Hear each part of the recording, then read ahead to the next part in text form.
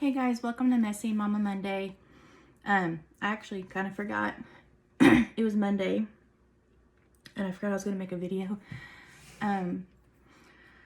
But I'm not feeling the best today. Like I got allergy stuff going on and drainage and my throat feels weird. But I just went on my run and got back and sat in the chair to relax for a little bit and kind of forgot that I needed to record a video. So here I am. So it might come out a little late. I'm sorry. But you have to excuse me. It's my throat and the drainage that I have. Last night I didn't really know what I was going to do today on. I don't know. I felt really disconnected from everything yesterday. It was just kind of a weird day for me. And I didn't really know what I was going to do even just a few minutes ago. But I think God's telling me what to talk about. So this weekend, me and my husband, we do our devotions. We have discussions and things. And during that, it stuck out to me that he's told me before, like months before, that he is the one that always says sorry. And he is. I'll 100% tell you that he is the one that says sorry if anything happens. Even if I'm in the wrong, he's the one that says sorry. And I want to talk about that because if I'm in the wrong, or if I hurt you, or if I upset you, then it is my job to tell you sorry. And I had to explain to my husband that the reason why I don't say sorry, it's not an excuse. I am working on getting better at saying sorry. And this weekend, I told him I was sorry for things, which was not something I normally do, but I need to. Like, that's something that I need to do. If I have hurt you, I need to tell you I'm sorry, and I need to mean it. But the reason why I almost never say sorry is I did not grow up in an environment where I heard anyone tell another person sorry. And I'm sure that that's just kind of like a rolling theme in my family history. I don't think hardly anyone, grandparents, whatever, have ever told another person sorry, at least where they could, other people could hear them. So the model of being sorry for your actions was not modeled. And that's not anyone's fault. It's just usually if you grow up that way, then you continue that, right? So not have grown up in an environment where telling people sorry for your actions was modeled made it where sorry was not a word that came out of my mouth. Same with thank you. Like we had the discussion, same with thank you and you're welcome. Like those were just not things that were said in the environment I grew up in.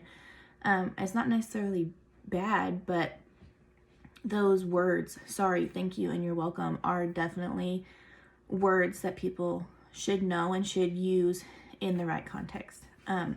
My husband, he grew up in a more of a proper environment is what I call it, where they said sorry, they said thank you and please, and they were more proper. We were not in a proper a proper environment. Like we didn't do all the manners and things like that, which is fine.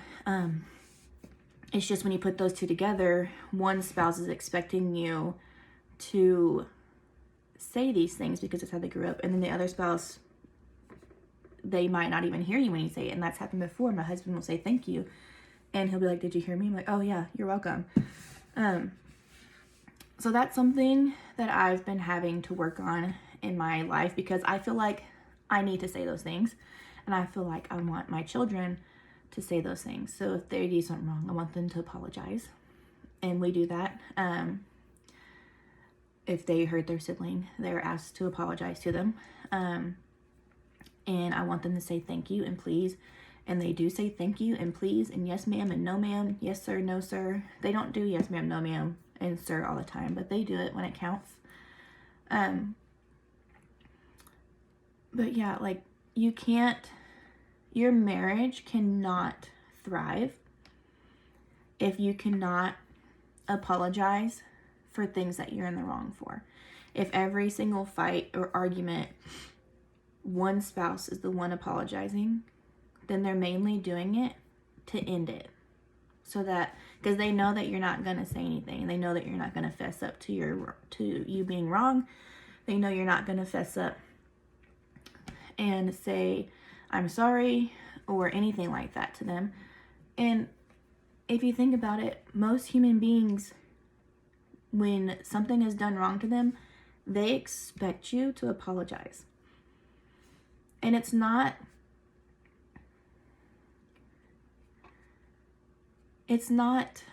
hard to do. It's just if you have to train yourself to do that. Especially if you didn't grow up doing it, you have to train yourself. Oh, wait, I'm supposed to say I'm sorry here. And you don't just say I'm sorry just to end the fight. You have to actually mean it. And if one spouse is the one doing it all the time and you're not, then they're going to start kind of like, I don't know how to put it. They're going to start just getting mad about the fact that you never say sorry and I'm going to be the one that always does it. And that can be taxing on a person.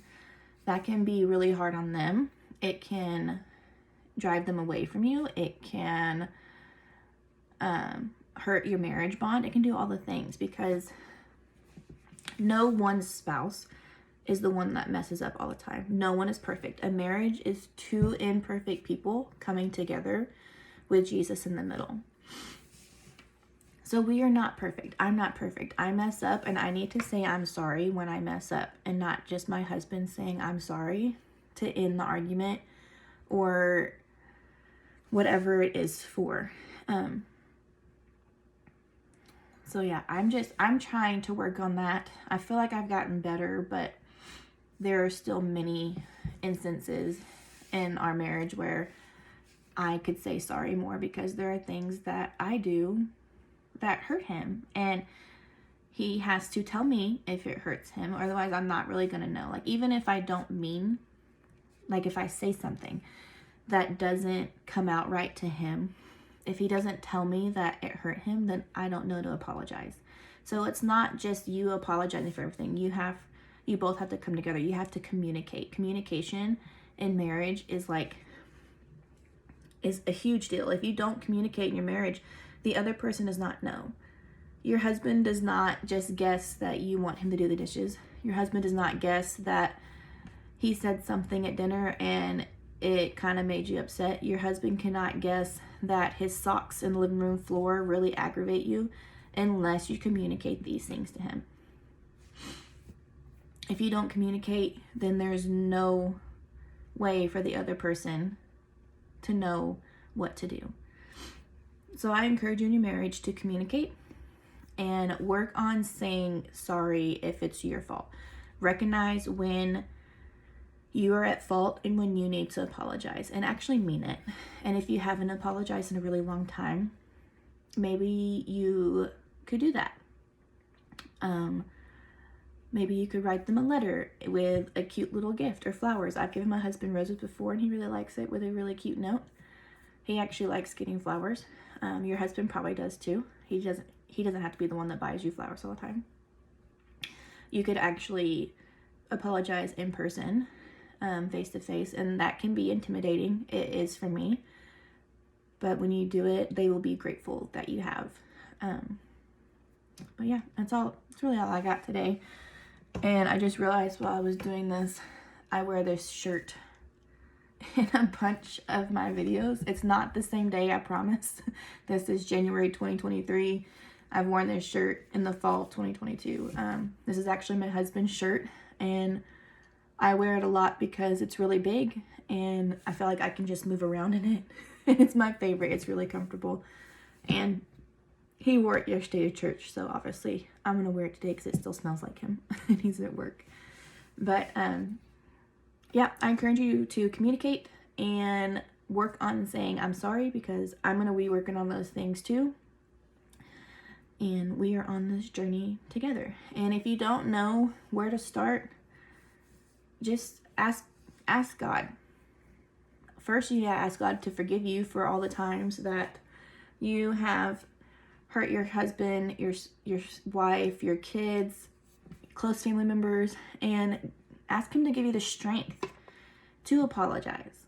Ask him to give you the words to communicate to your spouse. Because, like I said earlier, marriage is two imperfect people with God in the middle. If you don't have God in the middle, it kind of starts crumbling down, and that's where communication falls out, and that's where the I'm sorry's don't happen, and the growing apart and everything. So you have to work on yourself and not press in to working on your spouse.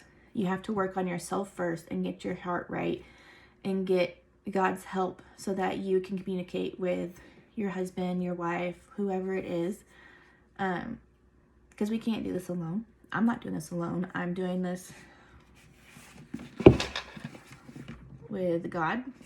This is, my grandmother gave me this Bible, and I really like it because it highlights everything and puts it in, like, it says down here the different colors for different subjects, like love, prophecy, evil, sin, God. Like, it tells you all those things, which is really cool. I have like 4 different types of Bibles. I have the CSB one. I don't know where it is. I thought it was in my desk, but I'm not sure. I think it might be down there. But get your Bible out. Use your Bible app. I use my Bible app in the morning and just start reading. And then get a journal or a piece of paper and start asking God to help you on this journey and to be with you and to strengthen your marriage and help you communicate and right your wrongs, and just keep pressing in. It's not going to be easy, and it will be a slow process more than likely. I said I'm sorry this weekend for the first time in, I don't know, a long time, and I really meant it, and I'm working on doing that more when I'm wrong. So I'm on this journey with you. God is with us all, and if you need any prayer requests, you can put them down in the comments, or if you just want to chat. See you guys next time.